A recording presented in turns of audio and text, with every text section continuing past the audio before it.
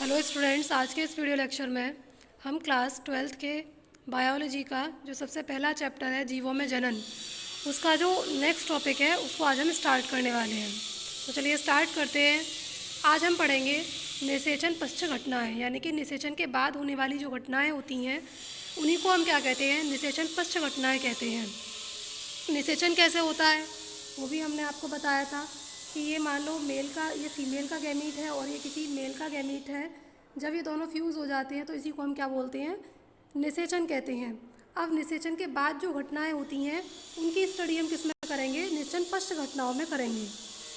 अब इसमें हम बात करते हैं, यहाँ लिखा हुआ है लैंगिक जनन में होने वाली घटनाओं के पश्चात ही युग्मक का निर्माण होता है।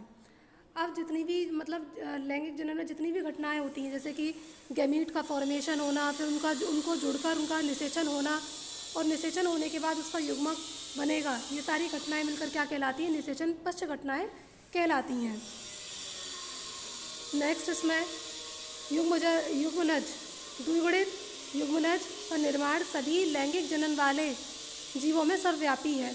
तो जो द्विगुणित जिनका जो जायगोट है, जायगोट कैसा बनेगा, द्विगुणित जिनके अंदर बनता है, द्विगुणित मतलब ये 2n के फॉर्म में जिनका जायगोट बनता है, वो जितने भी लैंगिक जनन करने वाले जो जीव होते हैं उनमें ये क्या है, सर्वव्यापी है। उन सभी के अंदर जिनके अंदर लैंगिक जनन होता है उनके अंदर कुछ इसी तरीके से जायगोट बनेगा और यही जो है प्रोसेस जो है लैंगिक जनन करने वाले जीवों में क्या है, सर्वव्यापी है।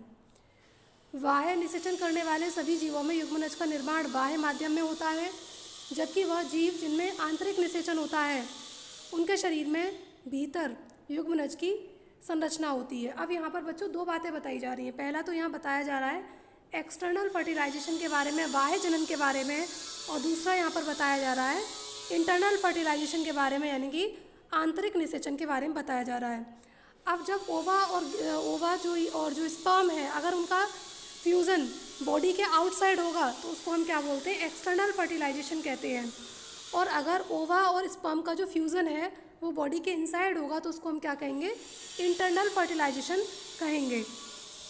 और इसके इसी की तरह इन्हीं के माध्यम से इनके ऐसे ही जायगोट बनेंगे। अगर एक्सटर्नल फर्टिलाइजेशन हो रहा है तो जो जायगोट बन रहा है या जो युग्मनज बन रहा है वो शरीर के बाहर बनेगा, और इससे जो जायगोट बन रहा है या जो युग्मनज बन रहा है वो शरीर के अंदर बनेगा।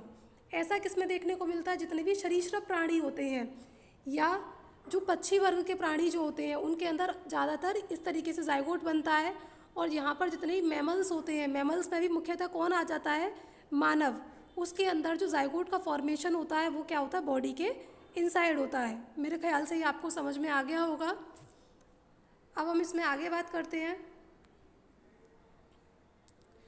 युग्मनज के आगे का विकास जीव के अपने जीवन चक्र तथा वहाँ के पर्यावरण पर निर्भर करता है।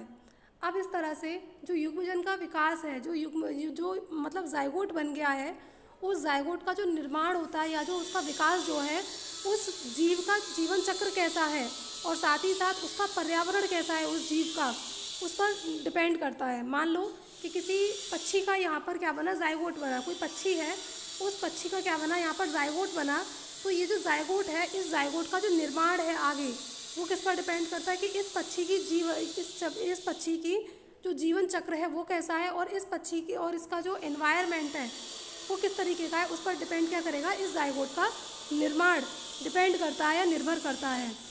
फंजाई एवं शैवाल के से संबद्ध जीवों में जायगोट पर एक मोटी भित्ति को विकसित करते हैं जो उनकी शुष्कन तथा क्षति से रक्षा करते हैं।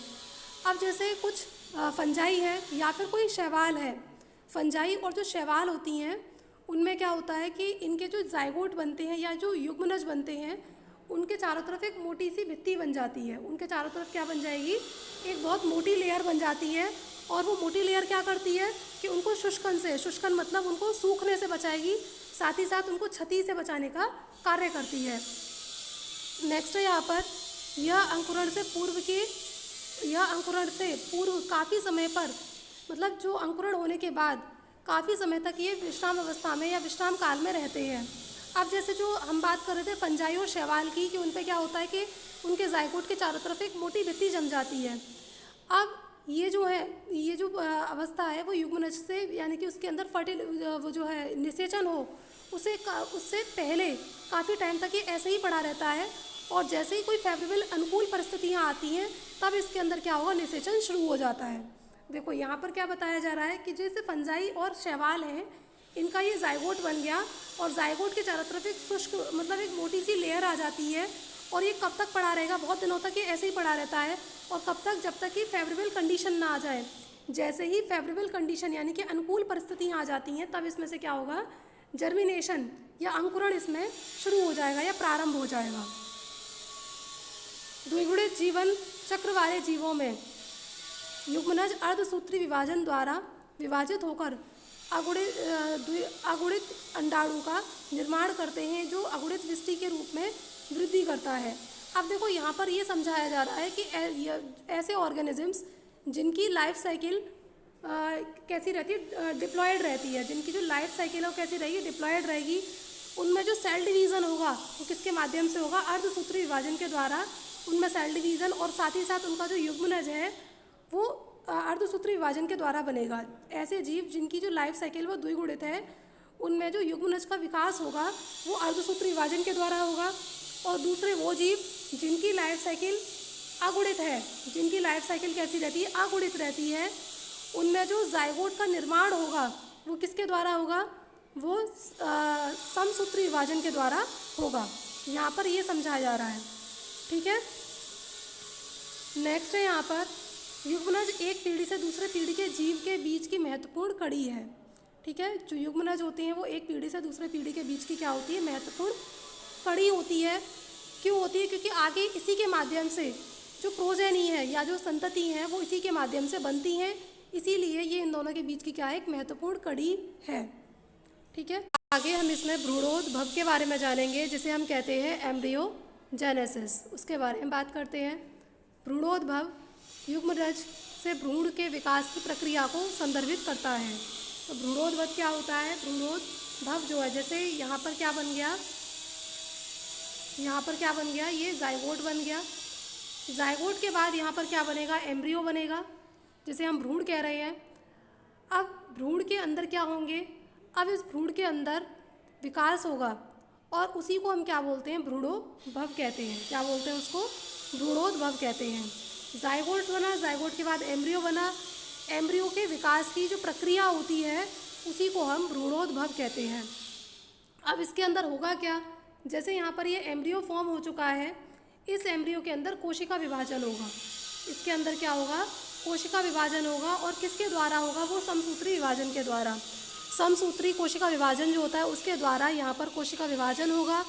कोशिका विभाजन के बाद उसके अंदर क्या होगा, कोशिका विभेदीकरण से ये गुजरेगा, है ना। कोशिका विभाजन होगा, कोशिकाएं जब बहुत सारी कोशिकाएं इसमें बन जाएंगी तो वो कोशिकाएं मिलकर क्या बनाएंगी, एक टिश्यू को बना लेंगी, किसी भी एक टिश्यू को बना लेंगी। वो टिश्यू मिलकर क्या बनाएगा, ऑर्गन को बनाएगा, ऑर्गन सिस्टम को बनाएगा, और ऑर्गन सिस्टम से पूरी की पूरी एक बॉडी बन जाती है। इस तरह से जो भ्रूण है उसका क्या होता है, विकास होता है। अब यहाँ पर दो प्रजाति के बारे में समझा, मतलब जो ऑर्गेनिजम्स हैं उनको जिस तरीके से वो जनन प्रक्रिया उनके अंदर चलती है उसके आधार पर इनको दो प्रकार में बांटा गया है। पहला है अंड प्रजक और दूसरे होते हैं सजीव प्रजक। अंड प्रजक वो जंतु होते हैं या वो ऑर्गेनिजम्स होते हैं जो अंडों को जन्म देते हैं या जो अंडे पैदा करते हैं, और सजीव प्रजक वो होते हैं जो बच्चों को जन्म देते हैं, उन्हें सजीव प्रजक कहा जाता है। अंडे देने वाले जो ऑर्गेनिजम्स होते हैं, जितने भी ऐसे जीव जंतु होते हैं, वो अपने अंडे को एक मतलब जहाँ पर जो एनवायरनमेंट है अच्छा होता है, जहाँ पर उन्हें लगता है कि यहाँ पर हमारा जो अंडा है वो सुरक्षित रहेगा, ऐसी जगह पर देंगे। और फिर उसका क्या करते हैं, वो निषेचन करते हैं, और निषेचन करने के बाद निषेचन उसके अंदर ही होता रहता है। उस मतलब कैल्शियम कार्बोनेट का बना हुआ वो होता है, एग होगा, उसके अंदर जो है निषेचन पहले ही हो चुका है। जाइगोट उसके अंदर डेवलपमेंट करेगा, और जाइगोट के बाद एम्ब्रियो बनेगा, और एम्ब्रियो बनने के बाद उसमें विभेदीकरण की ये प्रक्रिया होगी, और उसके बाद क्या होगा, एक यंग वंश या एक नया जीव या जंतु जो भी उससे है वो बन जाता है। इसी प्रकार जो बच्चों को जन्म देने वाले जो जीव होते हैं उनके अंदर क्या होता है, बॉडी के अंदर ये डिवीज़न, ये जो निर्माण प्रक्रिया है वो उनकी बॉडी के अंदर चलती रहती है, और इस तरह से क्या होता है, एक दूसरा जो जीव है वो बन जाता है। और ऐसे जंतुओं को हम क्या बोलते हैं, सजीव प्रजक कहते हैं। अगर हम सिंपली इनको जाने अंड प्रजक और सजीव प्रजक को, अंड प्रजक वो होते हैं जो अंडे देते हैं, और सजीव प्रजक वो होते हैं जो बच्चों को जन्म देते हैं।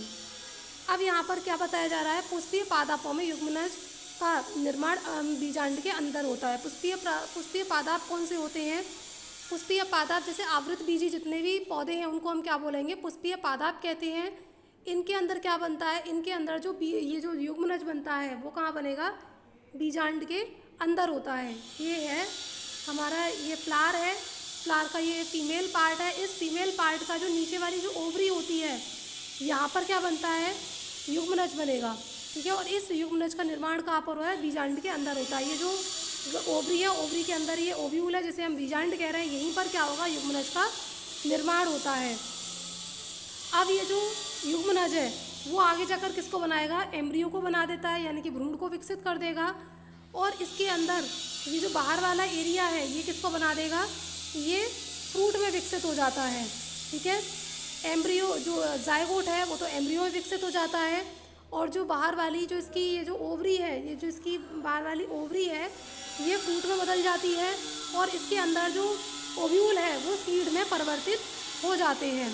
और इसके बाद इस पर एक पेरिकार्प आ जाती है, यानी कि इसके फल के बाहर इसका छिलका बन जाता है। और इस तरह से क्या होता है? पुष्पीय पादपों का जो युग्मनज होता है उससे एक नए फल का निर्माण हो जाता है। और जब फल पक जाता है तब वो फटेगा, और उसमें से क्या होंगे? बीज जो है बीज आसपास के एनवायरनमेंट में फैल जाते हैं, और इस तरह से एक नया पौधा बन जाता है। तो आपका ये चैप्टर जो है यहीं पर ख़त्म होता है। इसके बाद कल से हम दूसरा चैप्टर शुरू करेंगे। Thank you students.